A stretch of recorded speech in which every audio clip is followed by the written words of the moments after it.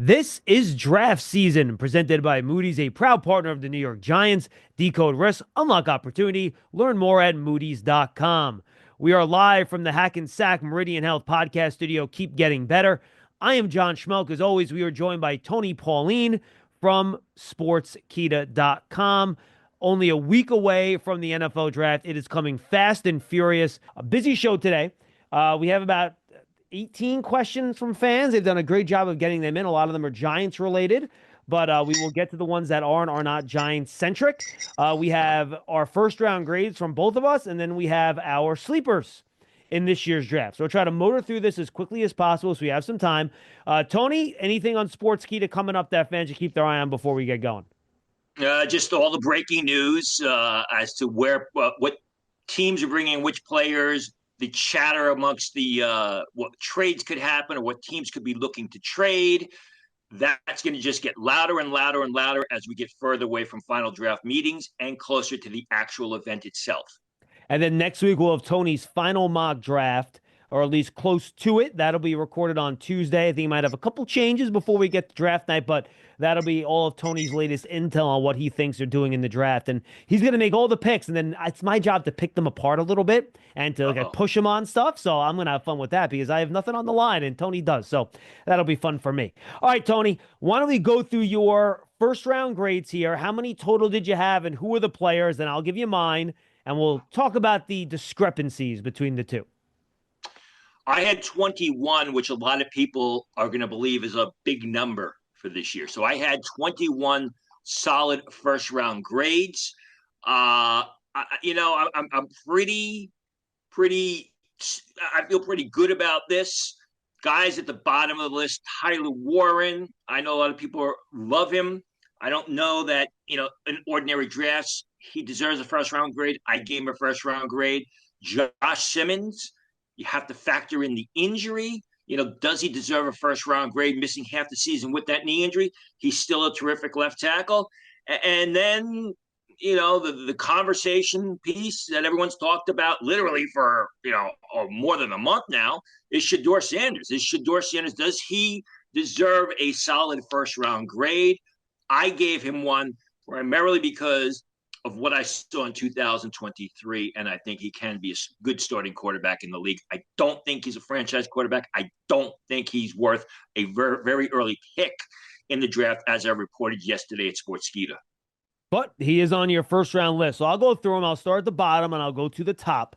So we have Tyler Warren, Walter Nolan, Josh Simmons, Luther Burden, Shedeur Sanders, Colston Loveland, Kenneth Grant, James Pierce, Nick Emenwari, Will Johnson, Tet McMillan, Kelvin Banks, Cam Ward, Mason Graham, Jalen Walker, Michael Williams, Armand Membu, Will Campbell, Ashton Genty, Travis Hunter, Abdul Carter. So mine is similar to yours, Tony. I have not finished. I do linebackers last, so I have not done Jihad Campbell, but I think I'm going to have a first round grade on him based on what I've seen already.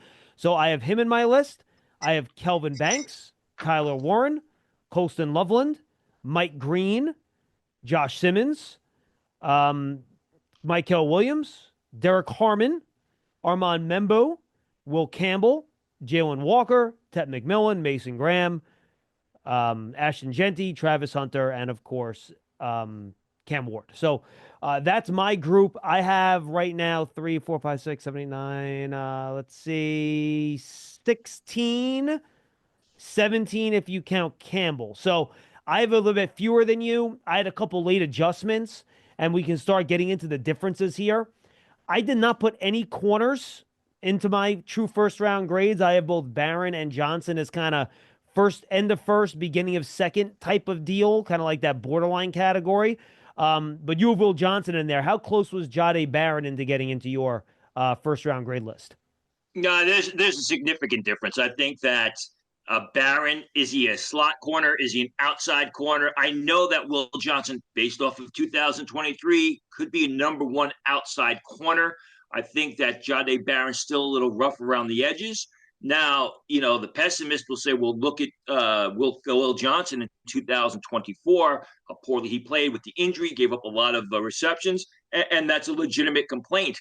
But I remember what I saw from Johnson in 2022, especially in 2023. I'm actually going against, what I usually feel because like quarterbacks, I like cornerbacks that are coming off a good season. We've seen a lot of those guys come out of Ohio State, enter the draft off of poor seasons and never lived up to expectations. Maybe Will Johnson from Michigan bucks that trend. All right, a couple other differences he had. I had Mike Green in the first round. Yep. Tony, you did not. So why is Mike Green out of your first round grade group? Yeah, I still think no, he's going to go. He's going to go in the first round. I just did not give him a first round grade. I still think he's a bit one dimensional. The size and the lack of growth potential are a concern to me. I've stated it all along. I have my concerns about Mike Green playing the run on Sunday. You said a couple times that you're okay with it. You believe he'll be a good run defender. I don't know. Uh, but again, I think it's the one dimensionality of his game. Really good edge rusher, but I don't think he's up there with some of the top edge rushers in this draft. Why no Derek Harmon? Because I got to be honest, Tony, when I watched him in more detail, I came away loving the player. I have him as like my 10th best player in this class. Why didn't Harmon make your first round list? He's just on the outside of it. I like Walter Nolan a lot. Walter Nolan is now getting talk to the San Francisco 49ers with their pick in the first round. He's an incredible playmaker.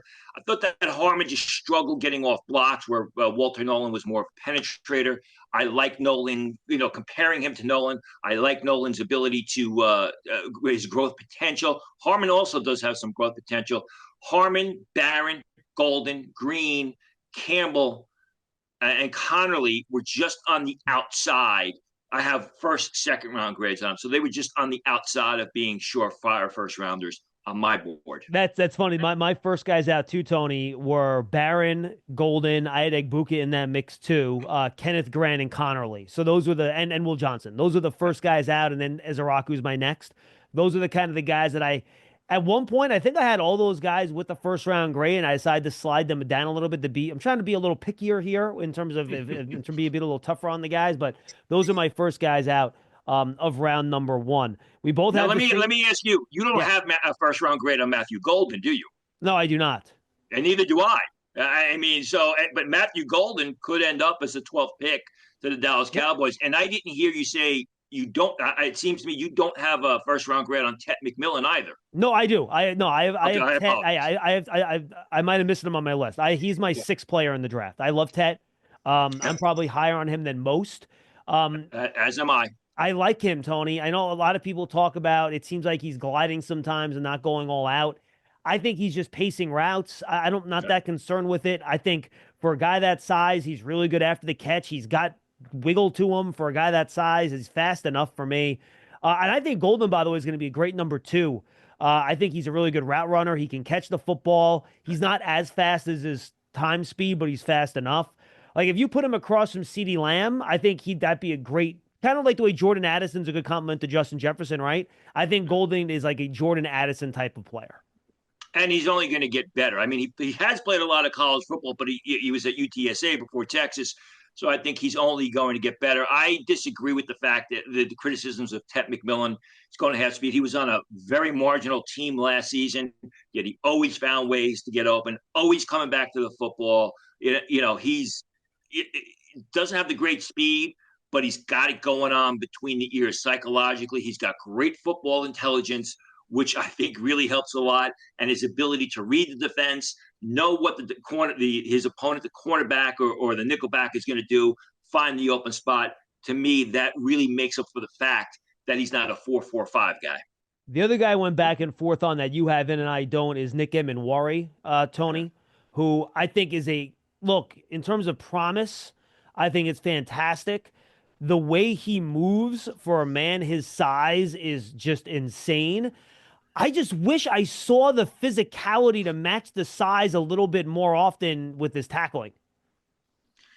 I think in that defense, he made a lot of plays against the ball, and that's what I like with the safety. When the ball's in the air, you got to be able to play the pass rather than just be a college safety that's a run first defender. And Emanwari does it between the numbers. He does it outside, getting to the flanks.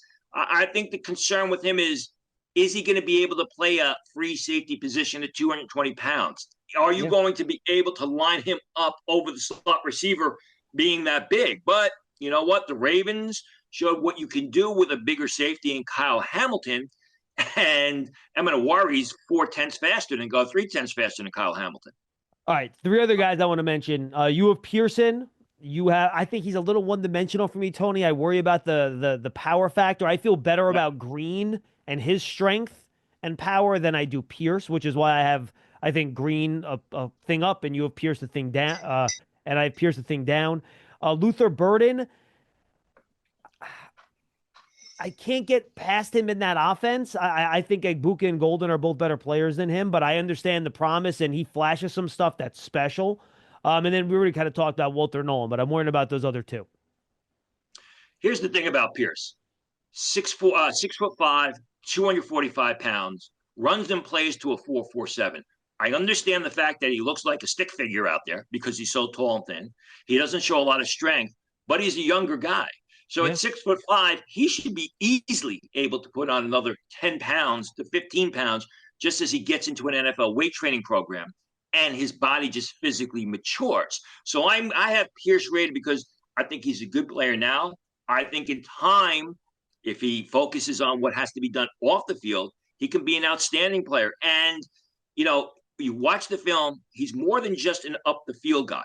I mean, he's more than just an edge rusher. He gets out into space, he gets out laterally in pursuit, making plays against the ball handler. So he does a lot of things well. As far as Luther Burden is concerned, I've said this numerous times on the show. Luther Burden coming into the season was the number one rated prospect by NFL scouts. Not the number one receiver, the number one prospect in the nation as far as college players were concerned. So I still think that, yes, he needs to improve his route running. He needs to expand his route running. But I think he's got the size, he's got enough speed, catches the ball well. I think he has all the ingredients to be a legitimate number one receiver on Sunday. You just have to put him in the right system. I just don't see how, in my opinion, it's happened before. We could talk, I mean, I bring up names from the past where a guy who was rated as the top prospect coming into the season has just, fallen the way Burden does, even though he was relatively productive last year. No, fair point. He's had some injuries the last couple of years too, which is worth keeping an eye on. So I think those are the guys where we had differences on, Tony. There wasn't as many as you think. I think we probably have 14 or 13 of the same guy. So I think we're very much in step, which is not surprising. All right, let's get to the sleepers, Tony. We're going to start at the running back position. Who do you got? I like LeQuint Allen of Syracuse in day three, probably the opening stanza of day three, more fourth, fifth round is where I have him at. He's a strong interior runner. He is an exceptional pass catcher out of the backfield. He does a lot of things well. The problem is he's 204 pounds and he runs in the 4.55. So those side speed numbers are not there, but he's a real good back. I think he can be a feature runner, but I think he's going to be a good situational ball carrier to start off with. Kyle Monegi from Rutgers, I have him a 6th-round grade. Maybe this is just me being sentimental, letting my heart take over my head. But Oh, Monegi, 6th round is more than fair for him, Tony. I don't think you're being sentimental there. I like him too. yeah, Monegi was just a terrific ball carrier for Rutgers. I mean, he carried that Rutgers offense 2 years ago. Came back this year when he really didn't have to. He has been the Rutgers offense the past 2 seasons. A very smart. I interviewed him. I mean, he had options to go to Ivy League schools, but he chose Rutgers. And after the 2023 season, he had huge NIL deals to go other places. But he said, you know what? Rutgers was a team that gave me the school that gave me the offer. I'm staying at Rutgers. So I like that sort of tenacity and loyalty. He's a smart runner. He doesn't time well in the 40. He doesn't test all that well, but he plays fast and he's smart and he's instinctive, which I think helps a lot. And then Nate Carter out of Michigan State, a guy who the production was okay, didn't get invited to the combine, but he is an explosive runner. I mean, he's the guy where if there's a small bit of open space, he can beat defenders into the open field, run to daylight. ran a 4.37 at his pro day, plays to that speed. And, Nate Carter, when you watch the best of Nate Carter, you look at a guy that is just so explosive and a breakaway runner. The problem is it was up and down with Nate Carter, but still, you take him late. He's perfectly suited to be a late round pick because in those late rounds, teams start looking at size and speed and athleticism, and Carter's got the athleticism. All right, I'm going to throw one guy in for me. I want to throw Bashard Smith in here out of SMU, a transfer.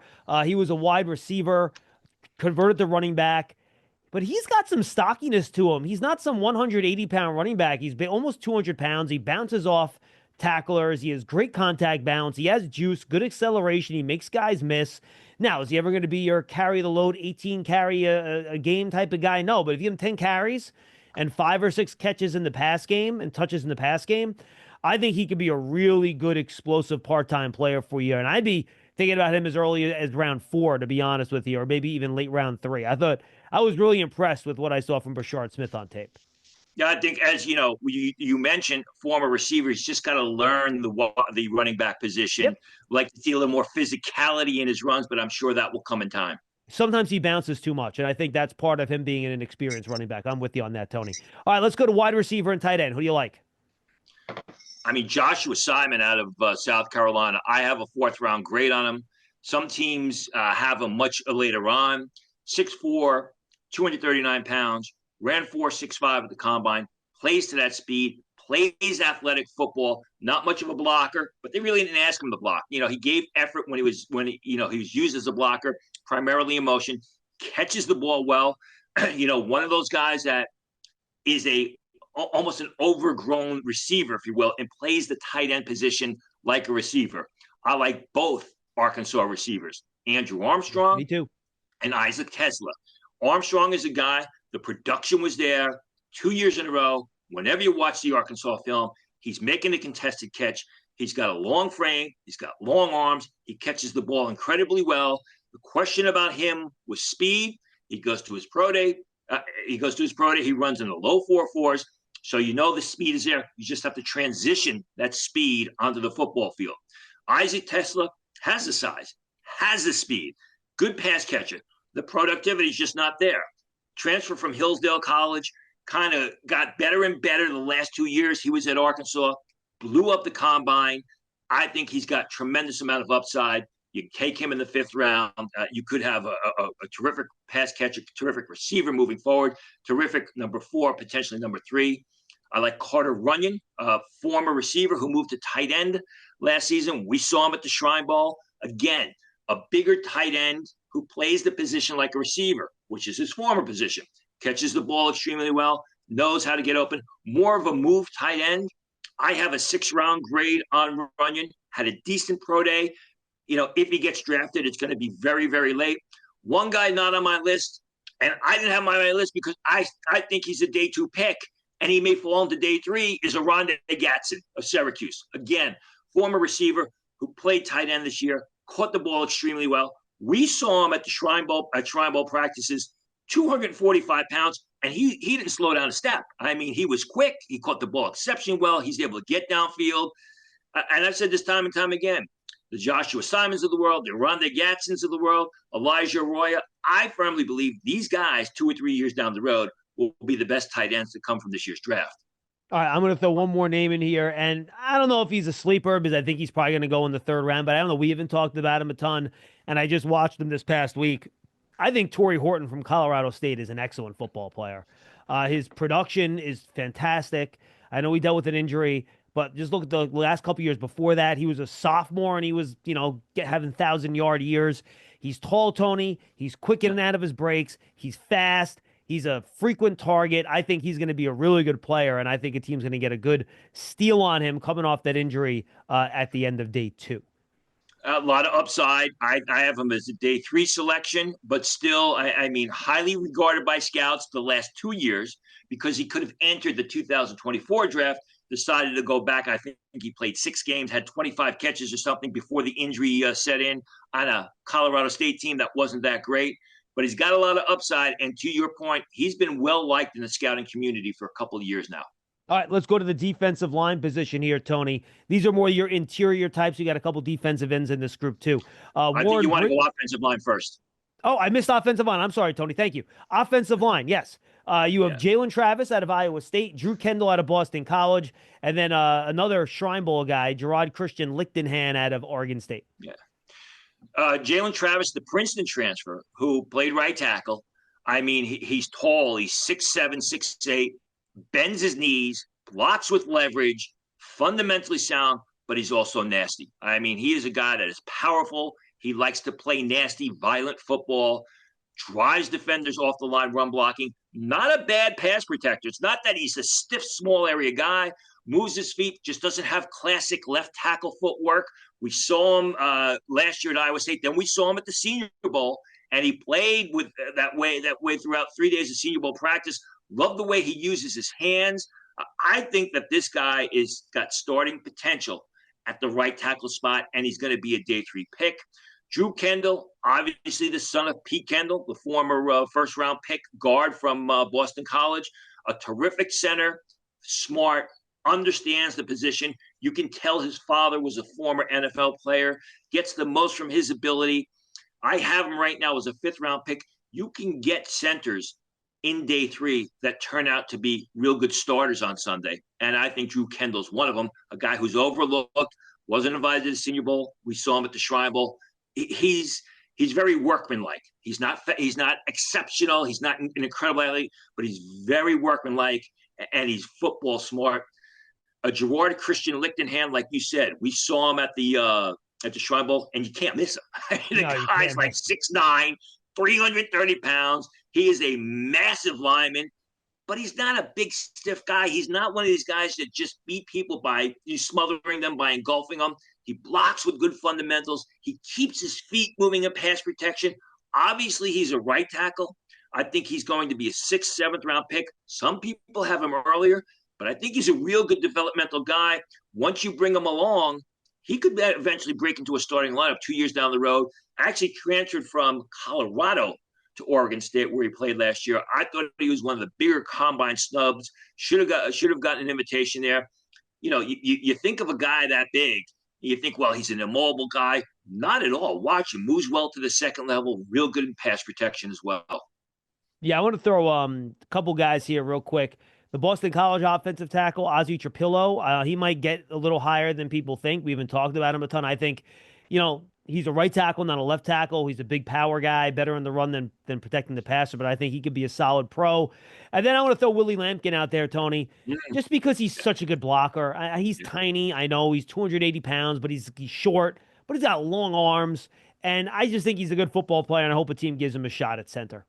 He's a tremendous football player, and he moves very well. And I think he has all the ability to be a backup in a zone blocking system. And as we saw in the Senior Bowl, I mean, you had Walter Nolan there, you had Deion Walker there, and Lampkin was handling these guys day after day after day.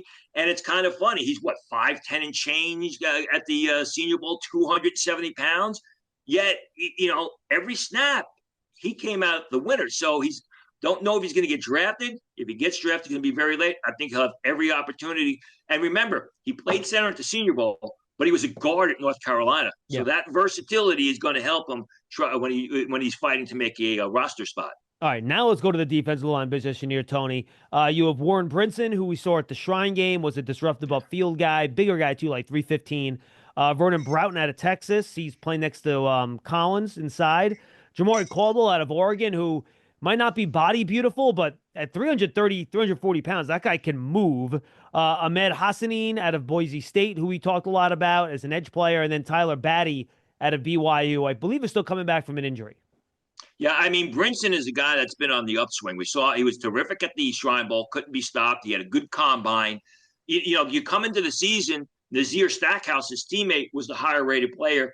Yet it's been nothing but Warren Brinson on the inside. He's an athletic guy. I think he could use him in a variety of roles. Could even use him in a 3-man line that uses two-gap techniques. Vernon Broughton, he's big. He's explosive. He's got terrific size. He's got a motor. He's a guy that was on a very talented Texas Longhorn defensive line, so he didn't get the headlines or the notice that he should have. But all the guy did was make play after play, down after down, and he's got a great amount of upside. Jeremy Caldwell, you asked me about Harmon before. I think part of the reason that I don't have a first round grade on Harmon is because Caldwell, when I watched him, he was just incredibly explosive. No, he really is. For a guy that size, he can move, Tony. It's crazy. And he's got a great first step, and he's a penetrator. You said a guy that size, he's got to play to that size because he gets tied up in blocks or he gets knocked off the line by smaller linemen where you think the guy who's 320, 330 pounds should be more powerful. So if he's able to apply power to his game, he's got the quickness, he's got the explosion.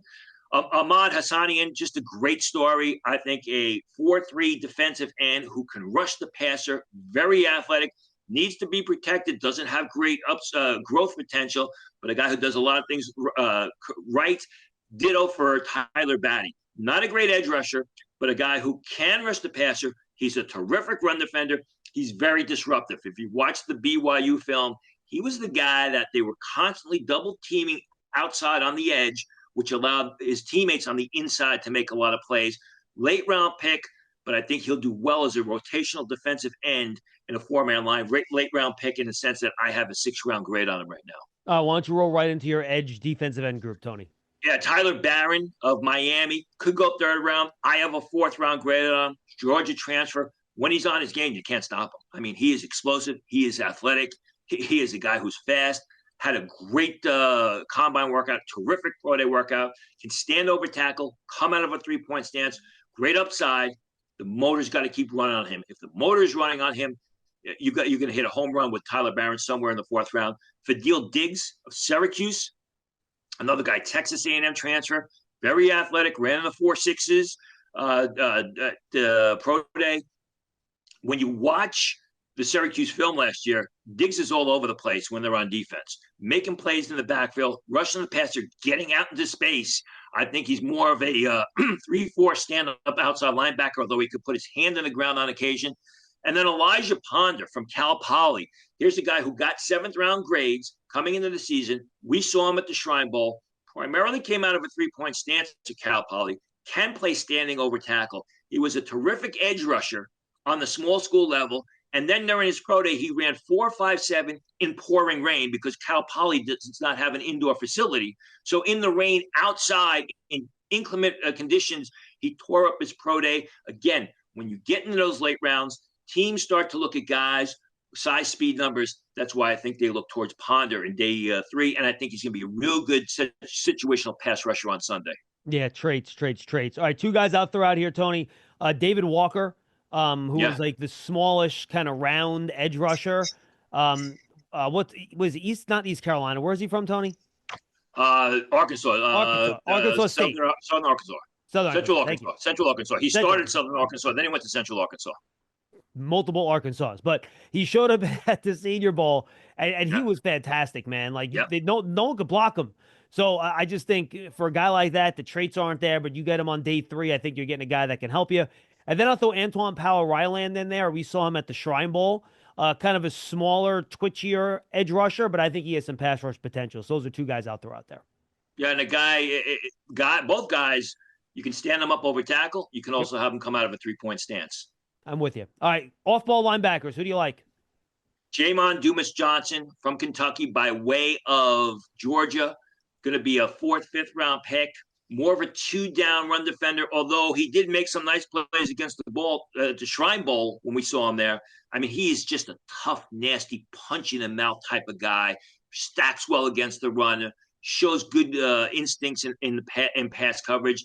Just not the greatest tester, not a flashy guy, but just very solid. Justin Barron of Syracuse. You want to talk about another combine snub?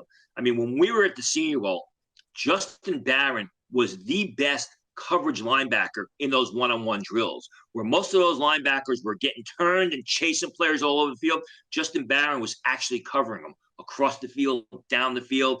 He's a little bit smaller, 225 pounds. Some people think safety, blah. He's going to be a terrific one-gap, weak side linebacker that on 3rd and 5, you can put him over the tight end. You can have him cover the running back out of the backfield. Teddy Buchanan of Cal, another sort of Justin Barron type guy. We saw him again at the Shrine Bowl. And a 3-down player, he's probably better against the run than Justin Barron, but he also shows terrific cover skills. Great story. Entered the season basically graded as a street free agent by scouts. Now he's going to be a middle of day 3 selection. And then Tyrene Powell of Rutgers. I'm going to go back to what I saw Tyrene Powell early in his career. He's 6'4.5", 245 pounds. We've talked about him on the show. They used him in space, and they really didn't ask him to blitz that much. And even at that size, he was able to stay with running backs and tight ends in coverage and cover a lot of area. Has had a lot of injuries the past couple of years, including as we talked about, a torn Achilles a year ago, last February, yet he still played this season. Yeah, absolutely. And I'll just throw Jack Kaiser out there out of Notre Dame. I just think he moves better than you think. He's a smart player. And then I think Cody Simon out of Ohio State as well is a guy that I think might drop till later on day 3, but I think he's a very good player and a good middle linebacker. All right, defensive backs, Tony. Who do you got? Dante Schrader of Maryland, the safety. A guy who's been terrific the past couple of seasons. Does a great job covering center field. Picks up his coverage assignments, shows the ability to stay receivers, makes a lot of plays on the ball. He's a tremendous lacrosse player, but he's not a great tester. Ran the 4.6s, didn't have a great vertical jump. So you gotta wonder, how is this guy who is a terrific football player and a great lacrosse player, he's just not a great tester, which is what's going to push him into day 3. And I think he's going to be a steal in the middle of day 3. Justin Wally of Minnesota, a bigger corner that we saw in the postseason. He's got solid developing ball skills. I think he's more of a dime back.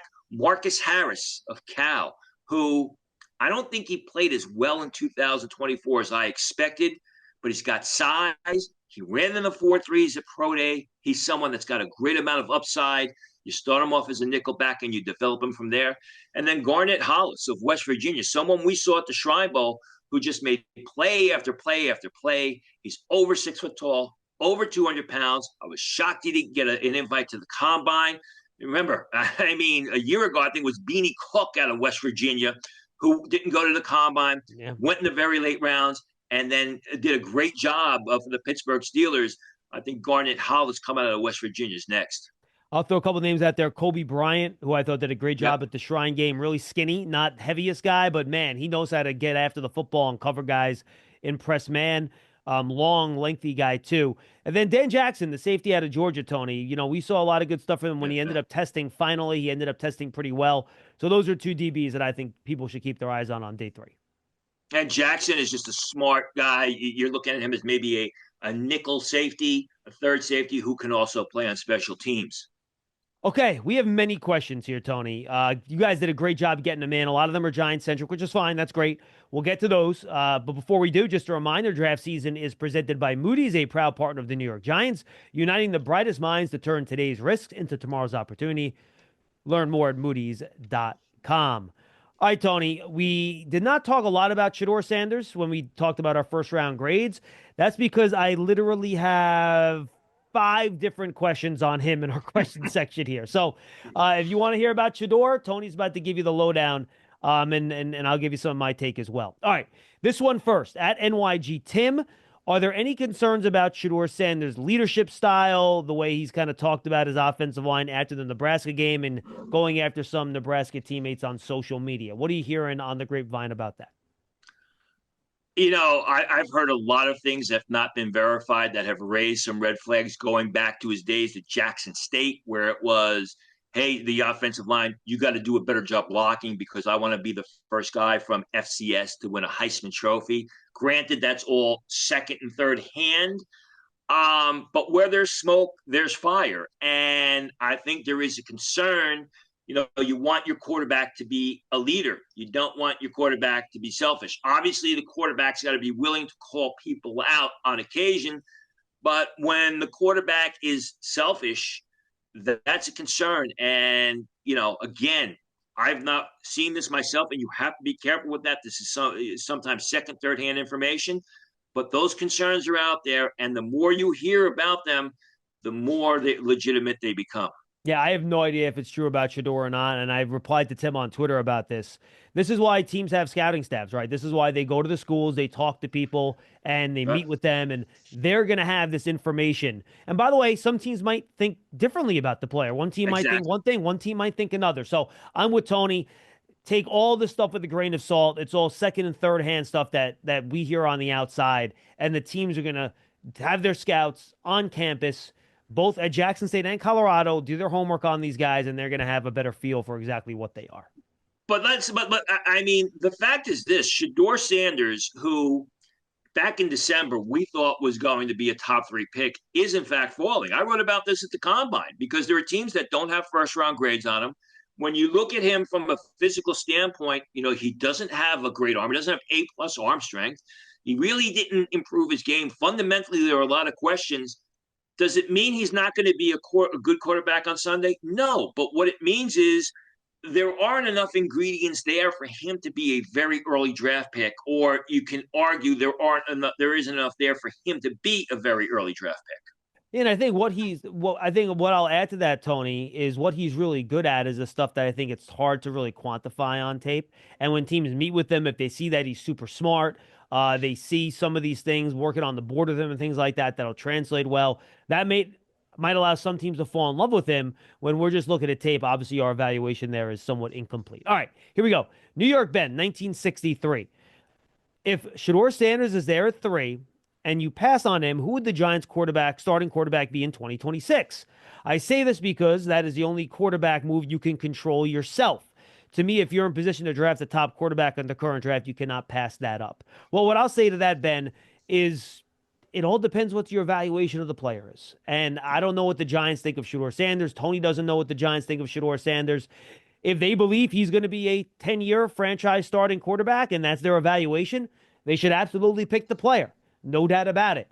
But if they do the evaluation and they don't feel that way, you don't want to push a player too far up your board, Tony, especially when you have a potential elite prospect in Travis Hunter or Abdul Carter with the potential to pick those guys.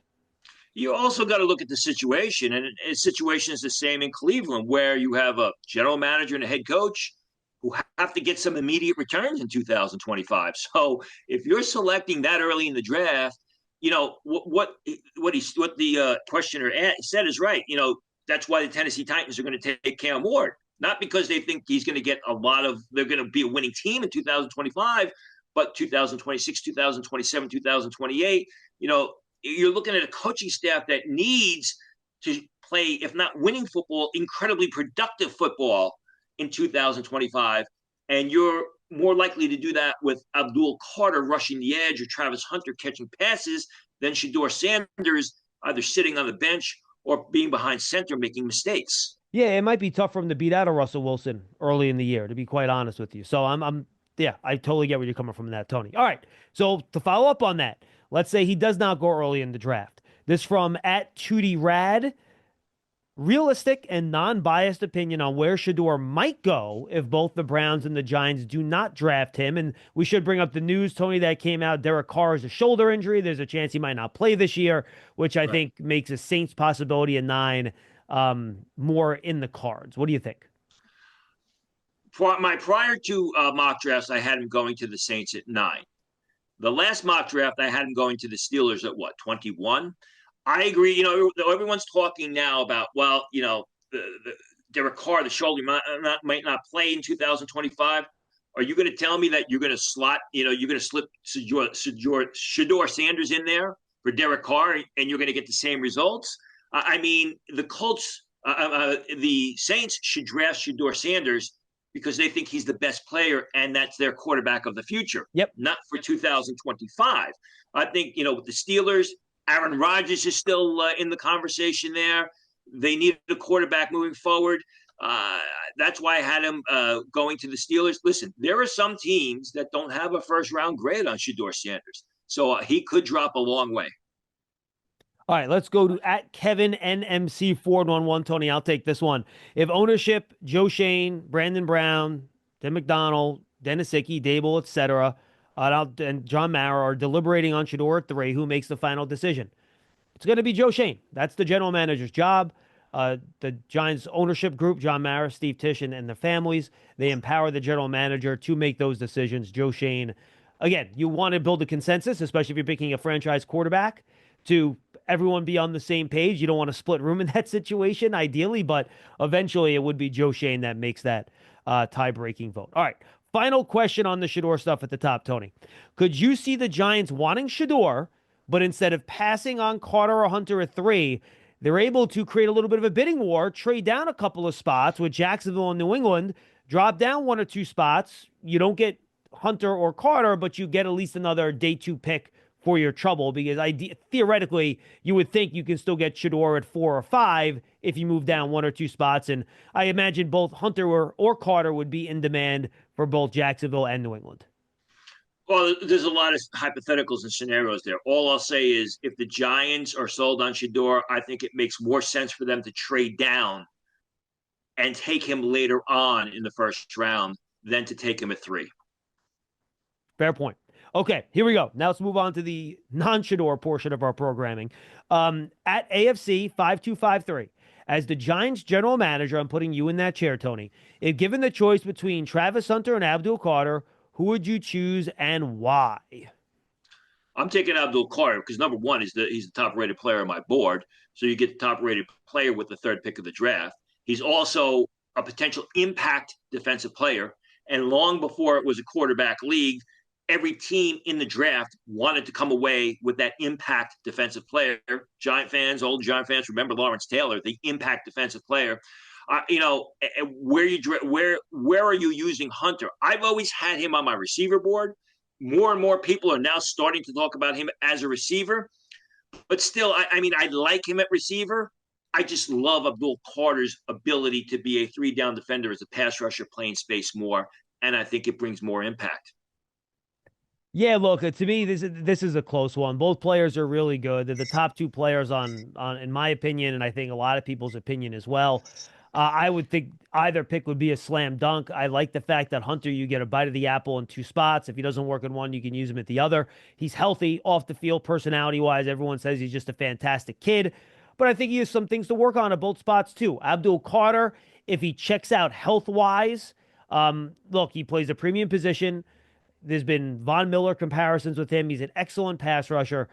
So I think if he checks out health wise, I think you know what you're getting a little bit more with Carter, but I think Hunter gives you some interesting promise going both ways there. So I think a lot of that has to do with Carter and kind of what the medicals show there. All right, Tony, I'm going to adjust this question from at Big Dash Knows a little bit because I think we know the answer to his question, so I'll have you rank instead. Let's say all 4 are hits in the league. What position has the biggest impact for the team that drafts them? Edge, cornerback, wide receiver, or quarterback? Obviously, we know quarterback is number 1. How would you rank the next 3? Edge, corner, and wide receiver. Cornerback is always a priority position because you need so many of them. But I think if you have all players, if you have 3 players at the position that are equally graded, you have the same grades on them, you're looking at edge rusher, cornerback, then receiver. Although it's interchangeable, some people would say, some teams would say, no, we want that big dominant receiver. But still, again, I go back to what I said before about Abdul Carter. Everybody in 20, 25 years ago was looking for that impact defensive player, and that impact defensive player comes from the edge rusher, comes from the guy that can rush the passer. Some will say, Al Davis, if you get that big corner that can cover a third of the field, well, then you got 2/3 of the field where you got a few other guys. That is more important. It's all in the eye of the beholder. For me, it would be edge rusher. It would be that impact defensive player up front. I'm with you, and I would put offensive tackle in there right after edge rusher. To be honest, absolutely. With you. I was surprised it wasn't there. Those big people that can move, like they are the rarest people to find in these drafts. So it would be edge, then offensive tackle for me. And just then I'm with you. Just to go back, before the league became quarterback crazy and quarterbacks were so overdrafted, offensive tackle, especially your athletic pass blocking left tackle, was the priority position in the NFL draft along with the impact defensive player. Yes, I would go obviously quarterback one, edge, offensive tackle, then I would go wide receiver, then corner. Just because I think corner is a very volatile position and play can really shift from year to year. All right, here we go. This is from at Doers Do Forever. I prefer Hunter at 3, but Carter seems more likely given the rumors the Browns are going to pick Hunter. Assuming Carter and no trades, where is the best value for offensive weapons in this draft, Tony? Wide receiver, running back, tight end, while still addressing guard and tackle. The Giants need more offensive firepower and trench work. Who would you target offensively, and where would you go after those guys? You better have like 45 picks in the Ha! draft to answer all those needs. I mean, obviously, as we've spoken about, running back is the strongest position in the draft. So you're going to be able to get a good running back in round 2, and round 3, and round 4, and round 5. There's also a lot of good tight ends in this draft. As you know, if you watched early in the show, I think the tight ends that go in day 2 could be the best tight ends to come out of the draft. We didn't even talk about Mason Taylor. I think that when it comes to receivers, there are good receivers in this draft, but you're looking at more number 3s and number 4s, where in day 2, even the opening part of day 3, you could potentially get a starting running back or a starting tight end. As far as the offensive guards are concerned, I like the interior offensive line position. A lot of college tackles are going to be offensive guards at the next level. And it's also a good defensive tackle class. But again, what type of defensive tackle do you want? Do you want? Do you want the big, wide-bodied gap occupier, space eater, or do you want that quick, explosive one gap three technique type? You'll be able to get good players day 3 in the draft, although they're more rotational players. Remember, we've talked about this a couple times on the show. This is going to be a deep draft late in the draft because this is the last COVID year. So you've got a lot of 5th, 6th, 7th year guys who've played a lot of college football in this draft. And what that means is you're going to have players with 5th round grades going to 6th round grades going to 7th round grades, not even get drafted at all. Where I think you'll get value, Tony, I think it's a good question. I think running back, you can get a really good player still at the top of round 4 and feel good about it. I think for tight end, I think the really good guys will be gone by the top of round 3. So that might be your goal there for that. Wide receiver, I like this day 2 class, so I think you could probably use a 3rd round pick on a wide receiver. If the Giants have that early 3rd round pick, you can get a good player in that spot. Guard, I would worry about waiting too long, Tony, to be honest with you. I think you probably have to pick one at either 64 or 99 if you're 95 if you're the Giants. If you want to get, a guy you feel good about starting right away. If it's a developmental guy, yeah, you can wait till day 3. And then defensive tackle, I think top around 3 is an ideal spot for that. You're going to have good guys left on the board. If one of the top guys drop, you can get them at the top round 2. That's great. But I do think once you get out of the Grant, Derek Harmon, that type of Walter Nolan group, you get a little bit of a drop off. And I think you could wait till the top of round 3 if you want to go attack that defensive tackle position again. Well, here are my day 3 guards. Yeah. Caleb Rogers, Texas Tech, who played tackle, who was terrific in the Senior Bowl. Jalen Rivers, Miami of Florida. Jackson Slater, Sacramento State. Clay Webb, Jacksonville State. Miles Frazier, Joshua Gray. So I think there'll be some decent players there in the interior offensive line position. And some of those guys,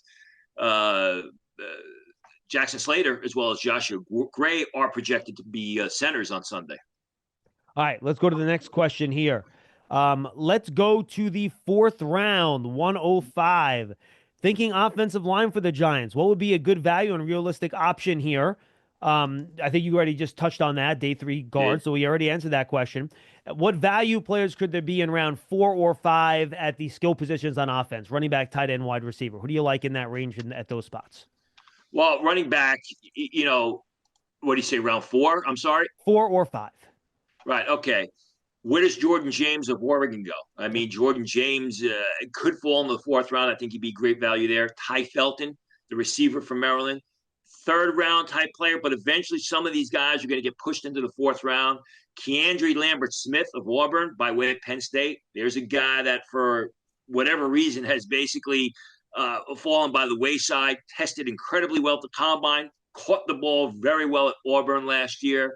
Where does Jalen Noel of Iowa State, does he fall into the fourth round?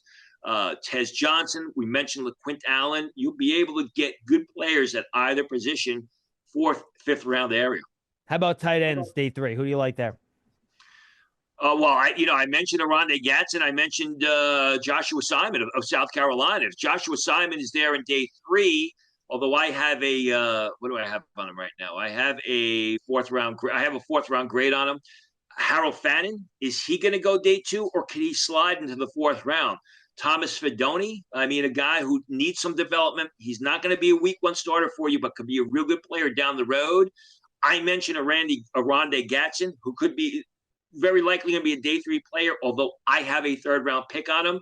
Later on, mentioned Carter Runyon as far as my underrated guys, and Benjamin Urasek played incredibly well. Played well at Georgia. Didn't play incredibly well because they threw the ball down the field to receivers.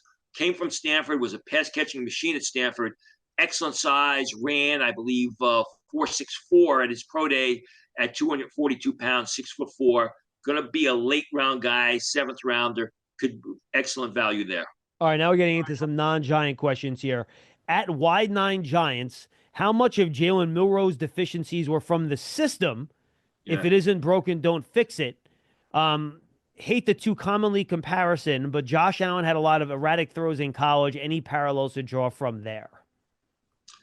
Well, I mean, it's kind of funny because you're talking to a Jalen Milroe guy here. I thought that the switchover probably hurt Jalen Milroe, the switchover from Saban's offense and Saban's staff to the new staff. I also think the fact that, and again, I apologize, I should know the name by now, the quarterback coach of Washington, who coached Michael Penix, went to Seattle for a year. Now he's at Alabama. So I think if he was at Alabama last year, probably would have helped Jalen Milroe. I do think that there's some legitimacy to that question, to that concern. Well, it was a transfer from Saban to a new coaching staff. Did that hurt Jalen Milroe? I would say yes, but I'm a Jalen Milroe supporter, so I'm a little bit biased for the guy. Very good. And I'm not sure. I think his issues are separate from what Josh Allen had. Josh Allen was just accuracy straight up all over the place. Milroe's a little bit different. All right. Bob Usselman. Some buzz about a few teams trading back into the first round. You could talk about them if you want, Tony, too. But who do you feel might be candidates within the top 10 who might want to trade back a few slots? We're trading back in a few slots for players in top 10. Okay, I understand now. I mean, the way I see it right now, I don't know that you're going to be able to trade back for any guys except for maybe Shedeur Sanders. I mean, how far back can you trade for Mikael Williams or Jalen Walker? How far back can you trade for Mason Graham?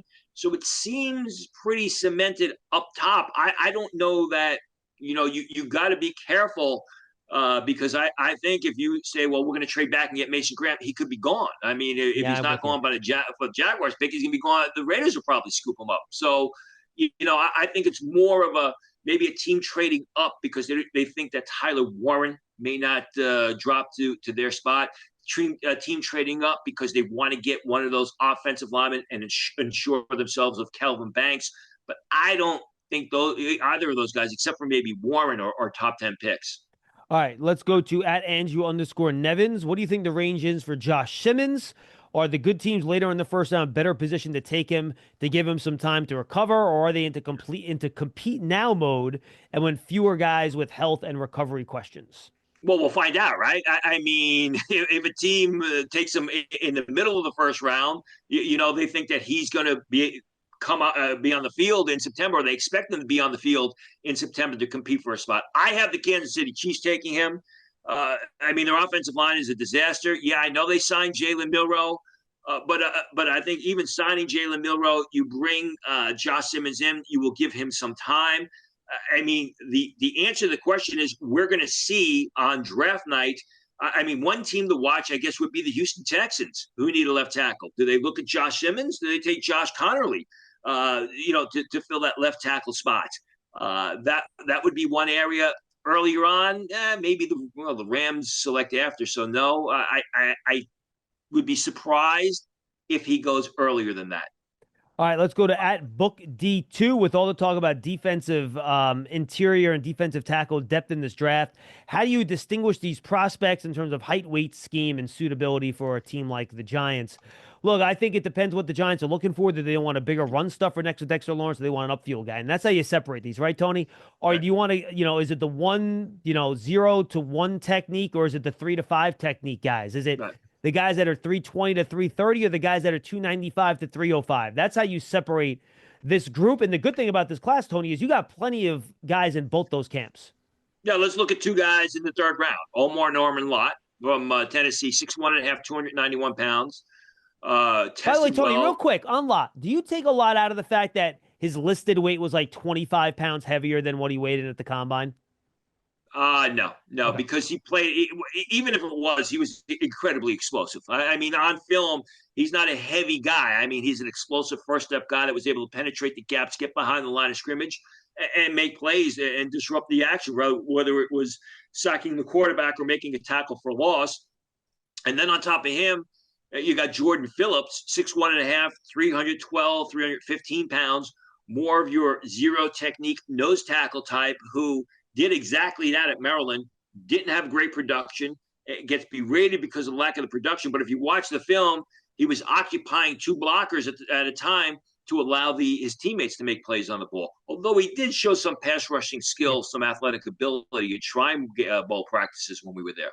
I'll throw CJ West into that the run Yeah. stuffing defensive tackle group in round 3 as well. All right, And let's but go. even CJ West, what did he run? He ran like 4.95 at the combine. So Yeah, he he's got did. some athleticism. Short arms though. Him and Phillips are both shorter players, 6'1", both like 32-inch arms. So Norman Lott has like almost 34-inch arms, just to give you an example, a guy that you mentioned a little bit earlier. All right, Lion Care 025. Given the Giants' needs for offenses and added secondary depth, wouldn't it make more sense for the Giants to go offer a Cleveland for a trade up to 2 to grab Hunter? Well, I don't think Cleveland's going to want to trade down, Tony. I think they're going to have their guy they want, and they're going to take him. So I'm not sure there's anything you can give them to make that move. Yeah, I mean, I wouldn't. I mean, I have my concerns about Hunter in the secondary. Guy never backpedaled in college. He's got a lot of upside, but again, in my opinion, go back to what I said about Abdul Carter earlier in the question segment. Impact defensive player, guy up front. When you get players like Abdul Carter up front who can rush the passer, it makes life in your secondary a lot easier, and it will mask errors in your secondary. At 7_Coops. 2 more questions, Tony. From a roster perspective in starting defense, wouldn't it make sense for the Giants to draft and start Mason Graham to line up next to Dex rather than drafting Abdul Carter? How far apart for you are the two prospects grade wise? They're significant. And when you start drafting for need or start plugging holes and you bypass, terrific players, what happens is 2 or 3 years down the road, there's hindsight, and you're like, well, why didn't we draft Abdul Carter? Why do we take Mason Graham and bypass Abdul Carter? So I think Abdul Carter is such a good prospect as an edge rusher, as a guy who can play off the line and play in space on third down and passing situations if you want him to. Just go back and look at the 2023 film. Mason Graham's good. Mason Graham's intense. I think that Mason Graham is physically more tapped out, or basically has reached closer to his limit than, say, Abdul Carter, who's got great upside. With you on that. I could not agree more. In the top 3, Tony, you pick players. You do not pick positions. You want elite players. Don't worry about the fits. All right, finally, big dogs. And you, by the way, you can always find a way to get edge rushers on the field. You're not going to have any problem doing that. At Big Dogs 1318. Final question, Tony. What would you like to see the Jets do in rounds 1 and 2? And what would be your ideal picks? And if there is a surprise player that maybe they could trade back and target? My ideal pick for the Jets would be Armand Membo, with that first pick to play right tackle. They need a right tackle. I mean, Membo is a guy who's got tremendous upside. The last 2 years, his game film at Missouri was terrific, and it got better. Tested off the charts at the combine, and yeah, I know you can only put so much into guys running around in shorts and a t-shirt, but at 332 pounds, this cat, and I wrote about this, looked like a sprinter on the football field. So I think they fill a position with a guy who can start early in his career at right tackle. I think second round, I like an Elijah Arroyo, a guy that can get down the field and make plays at the tight end position, which is an area of need for the Jets. Some people have said Mason Taylor.